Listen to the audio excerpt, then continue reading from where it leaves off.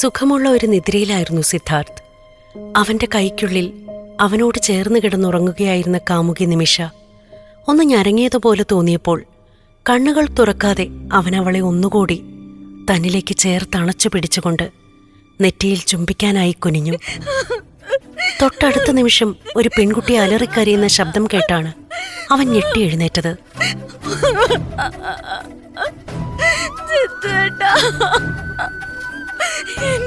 ചാടി എഴുന്നേറ്റ ശേഷം ഉറക്കപ്പിച്ചിൽ മുന്നോട്ട് നോക്കുമ്പോഴാണ് കിടക്കയിൽ ബെഡ്ഷീറ്റ് വാരിപ്പൊത്തിയിരുന്ന് കരയുന്ന ഒരു പെൺകുട്ടിയെ കണ്ടത്. ആകെ പകച്ചുപോയ സിദ്ധാർത്ഥ് അവളുടെ അടുത്തേക്ക് നീങ്ങിച്ചെന്നുകൊണ്ട് ചോദിച്ചു,